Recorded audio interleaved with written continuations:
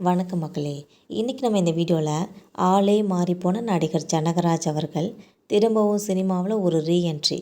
என்ன படம் என்ன தகவலுங்கிறத இந்த வீடியோவில் நம்ம விரிவாக பார்க்கலாம் வாங்க.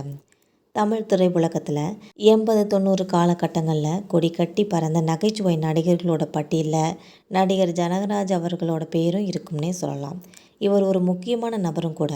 நகைச்சுவை நடிகர் ஜனகராஜ்னு சொன்னாலே நம்மளோட நினைவுக்கு வர்றது அவரோட சிரிப்பும் அவரோட அந்த வசன உச்சரிப்பும் தான் கூட சொல்லலாம். செந்தில், கவுண்டமணி மற்றும் நகைச்சுவை நடிகர்கள் நிறைய பேர் வலம் வந்த அந்த காலகட்டத்திலையும் தனக்கான ஒரு தனி இடத்தையும் பிடிச்சி தன்னோட தனித்துவமான நடிப்பின் மூலம்தான் மக்களோட மனசில் இடம் பிடிச்சிருக்காங்க நடிகர் ஜனகராஜ் அவர்கள். தன்னோட ஆரம்ப காலத்தில் இயக்குனர் பாரதி ராஜா கிட்ட உதவி இயக்குனராக வேலை செஞ்சுருக்காங்க. இங்கேருந்து தான் தன்னோட திரைப்பயணத்தை ஆரம்பிச்சிருக்காங்கன்னே சொல்லலாம். இதுக்கப்புறம் தான் கிழக்கே போகும் ரயில் என்ற படத்தில் ஒரு சின்ன கதாபாத்திரத்தில் நடித்ததன் மூலமாக தான் நம்ம தமிழ் திரையுலகத்தில் நடிப்புக்குள்ளே கலை இறங்கியிருக்காங்க நடிகர் கனகராஜ் அவர்கள். வில்லனா, நகைச்சுவை நடிகனா, குணச்சித்திர வேடம்னு சொல்லி தனக்குன்னு கொடுக்குற எந்த கதாபாத்திரத்துக்குமே ஒரு உயிர் கொடுத்து நடிக்கிறது மட்டும் இல்லாமல் மக்கள்கிட்டையும் தன்னோட நகைச்சுவையின் மூலம் சிரிப்பலையில் ஆழ்த்தி அவங்களோட மனசில் இடமும் பிடிச்சிருக்காங்க. அந்த காலகட்டத்தில் பெரும்பாலான படங்களில் நடிகர் ஜனகராஜ் அவர்கள் நகைச்சுவை நடிகராக தான் நடிச்சிருப்பாங்க. நடிகர் ரஜினிகாந்த், கமலஹாசன் படங்களில் பெரும்பாலும் ஜனகராஜே நகைச்சுவை கதாபாத்திரத்தில் ஏற்று நடிச்சிருப்பாங்க என்பது குறிப்பிடத்தக்கது.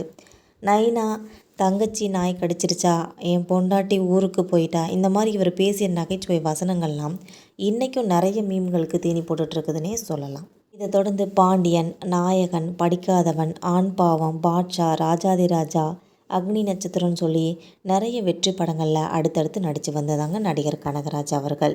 ஒரு கட்டத்துக்கு அப்புறமா நடிப்புலேருந்து ஓய்வு பெற்றுட்டாங்கன்னே சொல்லலாம். தன்னோட ஒரே மகனோட அமெரிக்காவில் செட்டில் ஆகிட்டாங்க. எல்லாருமே அப்படி தான் நம்பியிருந்தாங்க.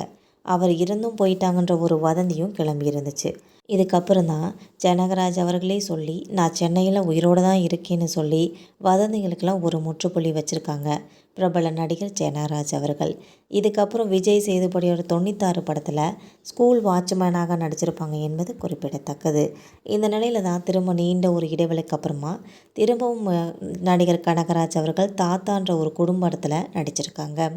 நடிப்பிற்கு திரும்பவும் நடிகர் ஜனகராஜ் ரீஎன்ட்ரி கொடுத்துருக்காங்கன்றது இணையத்தில் இப்போ தாத்தா போஸ்டர் மூலம் பகிரப்பட்டு வந்துட்டுருக்குதுன்னே சொல்லலாம். இதனால் இவரோட ரசிகர்களாக ரொம்பவே உற்சாகத்தில் இந்த ஃபோட்டோக்களை ரொம்ப ஷேர் பண்ணி இணையத்தில் வெறும் வைரலாக்கி வந்துட்டுருக்காங்க என்பது குறிப்பிடத்தக்கது. மக்களே, உங்களுக்கும் நடிகர் ஜனகராஜை பிடிக்கும்னா மறக்காமல் நம்ம சேனலை சப்ஸ்கிரைப் பண்ணி பெல் ஐக்கனை கிளிக் பண்ணி வச்சுக்கோங்க. அப்போ தான் நம்ம போகிற இந்த மாதிரியான சினிமா தகவல்கள் உங்களை உடனுக்குடன் நோட்டிஃபிகேஷனாக வந்து சேரும். தேங்க்யூ.